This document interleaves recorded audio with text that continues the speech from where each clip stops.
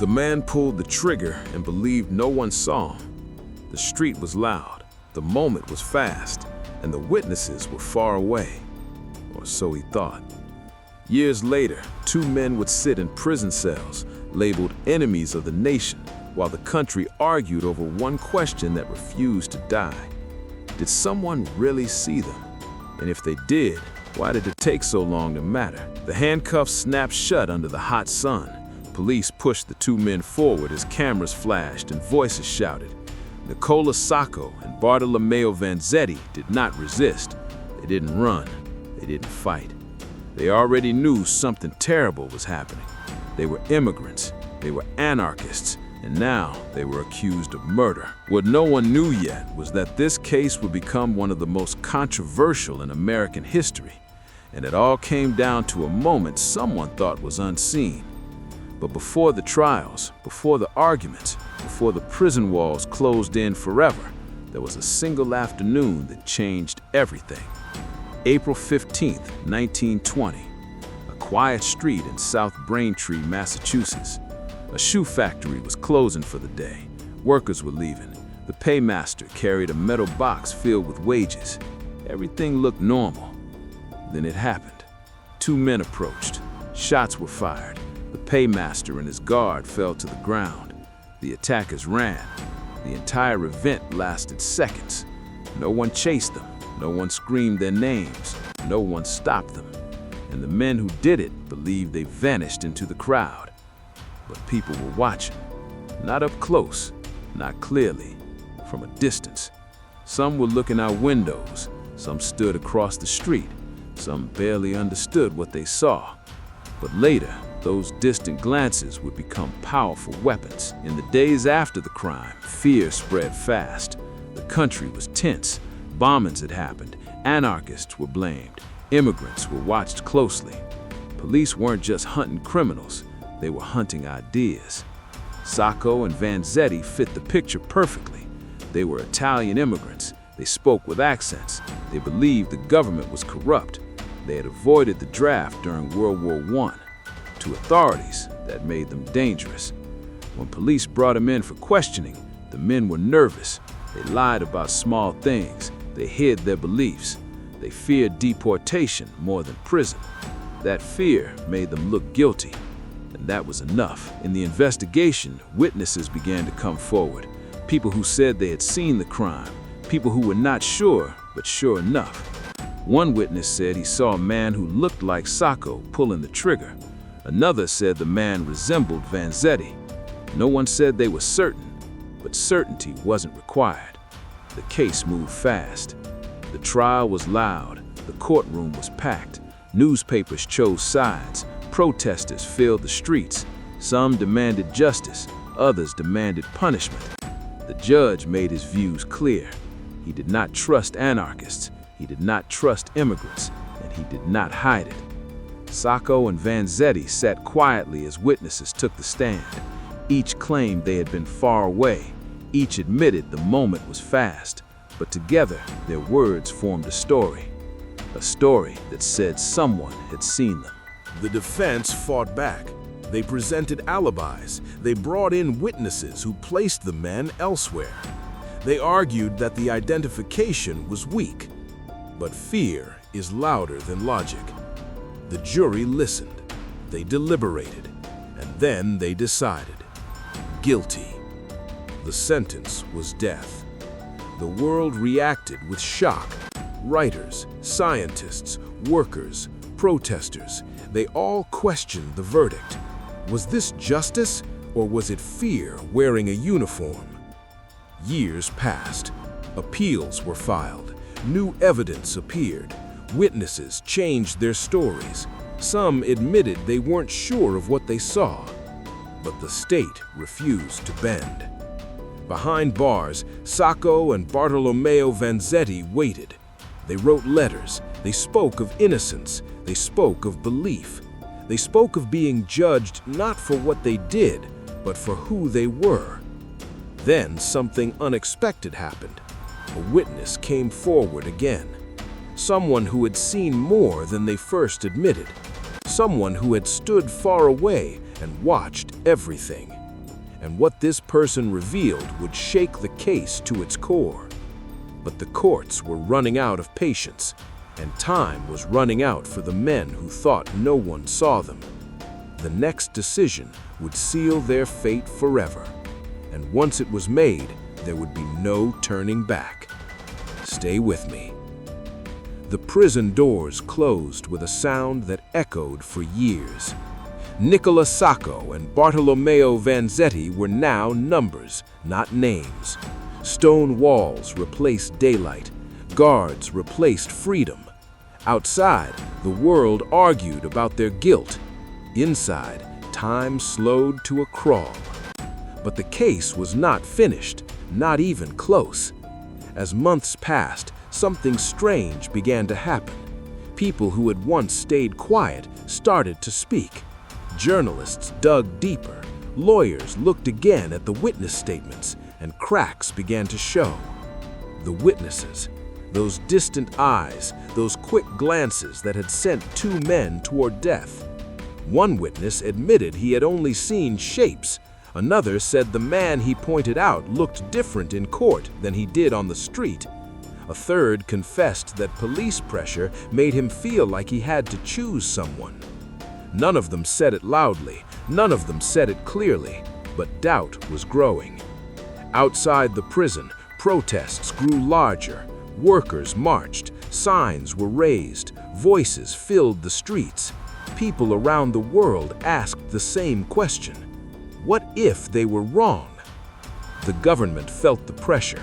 Appeals were reviewed. Judges read transcripts. New hearings were scheduled. Hope flickered. Then came the man no one expected. A prisoner, a criminal, someone with nothing to gain. His name was Celestino Medeiros. He was already serving time for another crime, and one night, inside a cold prison cell, he told another inmate something that could change everything. He said he knew who committed the robbery and murders, and it wasn't Sacco or Vanzetti. According to Medeiros, the crime was done by a different group, a professional gang, men who had committed robberies before, men who had escaped. He said Sacco and Vanzetti were innocent. When the confession reached the outside world, it exploded like fire. Supporters believed this was the missing truth, the final proof, the answer that would save 2 lives. But the state did not rush to listen. Officials questioned the confession. They said Medeiros was lying. They said he wanted attention. They said it was too late. Still, the defense pushed forward.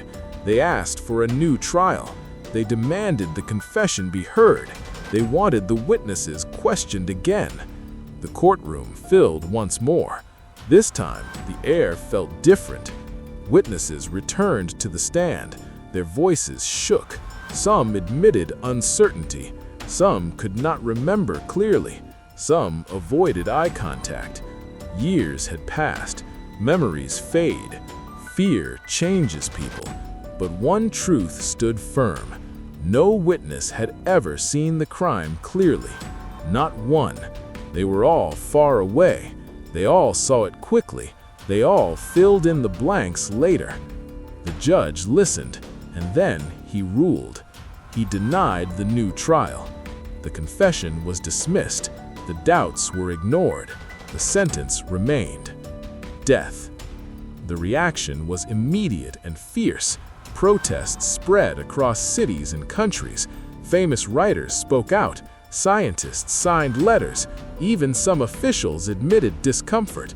But the law stood still. Behind bars, Sacco and Vanzetti felt the weight of time pressing harder. Each appeal failed. Each door closed. They spent their days writing letters, talking quietly, remembering their families, remembering freedom. Sacco worried about his children. Vanzetti spoke about justice. Neither man stopped claiming innocence. As execution dates were discussed, the world watched closely. Then came another twist. A new review was ordered, not because of innocence, but because of doubt. The governor of Massachusetts announced an investigation. A committee would review the case. evidence, testimony, the fairness of the trial. For a moment, hope burned bright. People believed this was it. The truth would finally be seen. The committee worked in silence. Weeks passed, no updates, no promises. And then the report was released. It said the trial was fair. It said the verdict was sound. It said the sentence would stand. The words hit like a hammer. There would be no more appeals, no more chances, no more time. The execution date was set, August 23rd, 1927. As the day approached, crowds gathered outside the prison. Some prayed, some shouted, some cried. The world held its breath. Inside, Sacco and Vanzetti prepared for the end. They were offered final words. Sacco spoke of innocence, of love, of hope beyond death. Vanzetti spoke of injustice, of being judged not for actions, but for beliefs. Neither begged, neither broke. When the switch was pulled, the case was over, or so it seemed, because even after death, the questions refused to die. Years later, more evidence surfaced, more doubts, more admissions of bias, more acknowledgement that fear and politics had shaped the outcome. Decades later, the state officially admitted the trial was unfair, but it was too late. 2 men were already gone, and the witness, who unknowingly saw the crime from far away, had helped set it all in motion. In the final chapter, we confront the truth that no court could erase, the truth about what justice really means, and why this case still matters today. Don't look away. The truth came back from the dead. Years after the prison lights went dark, after the crowd went home, after the chairs were cleaned and stored away, the case refused to stay buried. It returned in whispers first, then in documents, then in a confession that no one could ignore anymore. In the 1950s and 1960s, historians reopened the files. Old police reports were read again, slowly this time. Court transcripts were studied line by line. Words that once seemed normal now felt dangerous. Bias, fear, politics, they were everywhere.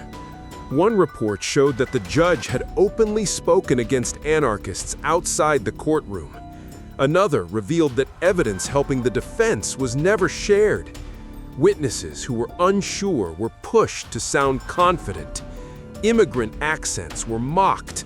Beliefs were treated like crimes. This was not just a trial. It was a message. The government at that time was terrified. Bombings had happened. Workers were angry. Anarchists were loud. Immigrants were blamed. People wanted someone to punish. Sacco and Vanzetti fit the picture too well. Italian, poor, radical ideas. And once the system decided they were guilty, everything else bent to make it true. Even science.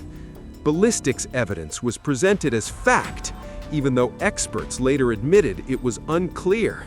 The gun tests were rushed. The conclusions were shaky. But in court, they were treated as final truth.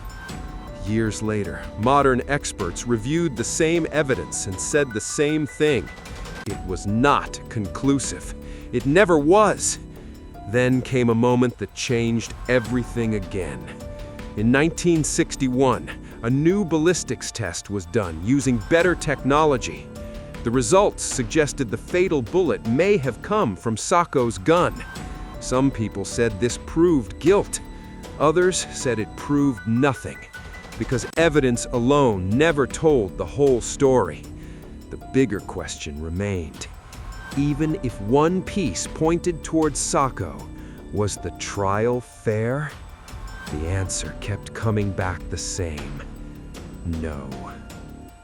In 1977, 50 years after the executions, the governor of Massachusetts made a historic move. Michael Dukakis officially reviewed the case. After months of research, he issued a statement that echoed across the country. Sacco and Vanzetti had not received a fair trial. They were judged in an atmosphere of fear and prejudice. Justice had failed them. The state did not declare them innocent, but it admitted something just as powerful. They were wronged. For the families, it was a painful victory. No apology could bring them back. No statement could erase the electric chair. But history had finally spoken. The world now teaches this case as a warning about what happens when fear controls justice, a warning about how easy it is to confuse beliefs with guilt, a warning about witnesses who think they saw something but didn't truly know what they were seeing. That man who believed no one saw him, he was wrong, but not in the way he thought.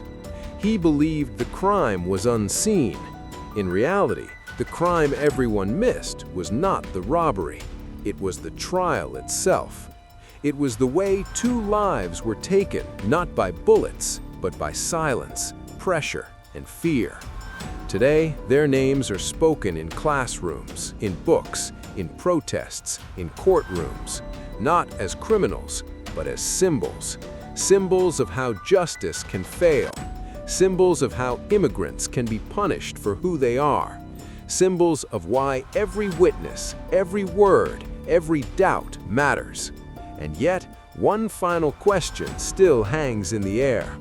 If the same fear returned today, would we do any better? Or would history repeat itself once more? Stay with me. The silence after the executions was loud. For a long time, no one wanted to talk about Sacco and Vanzetti. The prison gates were closed, the files were boxed up, the chairs were locked away. Officials said the case was finished, but the truth does not stay quiet forever. It waits. Families remembered, workers remembered, immigrants remembered. The names Sacco and Vanzetti did not fade. They grew heavier with time. In homes and libraries, people read the trial records again. They noticed things that once seemed small: a judge's words, a witness's pause, a question that was never asked. Each detail felt like a crack in a wall that had been called justice. One question came up again and again. How could a case built on distant witnesses decide life and death? The witnesses never stood close. They never saw faces clearly. They never heard names. They only saw movement, fear, and chaos from far away. Yet their words were treated as solid truth. Years later, some of those witnesses spoke privately. A few admitted doubt. A few admitted pressure. One said he felt pushed to choose someone, anyone, just to make the question stop. But the courts never reopened the case, because reopening it would mean admitting something worse than a mistake. It would mean admitting the system failed. Systems do not like to admit failure. Instead, the story changed shape. It became a lesson, a warning told in law schools and history classes, a reminder that justice is not just about evidence, it is about fairness. Sacco and Vanzetti became symbols of something larger. They were not just 2 men. They were immigrants in a frightened country. They were workers in a tense time. They were believers in ideas the government feared. And because of that, every action they took was judged through suspicion. Even their silence was seen as guilt. The world slowly accepted a painful truth. Even if no one ever fully proves who fired the shots that day in South Braintree, something else is clear. The trial was not equal. The voices were not balanced. The fear was louder than the facts. And that is why the case still matters, because it asks a question that never goes away. When fear rises, who pays the price? History shows us the answer is often the same: those who are different, those who speak differently, those who believe differently. The man who thought no one saw him was wrong. Someone always sees. Sometimes it is a witness across the street. Sometimes it is history itself, watching quietly and waiting to speak. For Sacco and Vanzetti, history spoke too late, but it did speak. Their names were cleared of shame, even if not of guilt. Their trial was recognized as unfair. Their story became a symbol taught to new generations, not to reopen wounds, but to prevent new ones. Because justice is fragile. It depends on honesty. It depends on courage. It depends on people willing to question what feels comfortable. And when those things disappear, injustice walks in easily. The story of Sacco and Vanzetti ends in silence. 2 men, 2 chairs, 1 switch. But the lesson does not end there. It lives on every time a witness is unsure.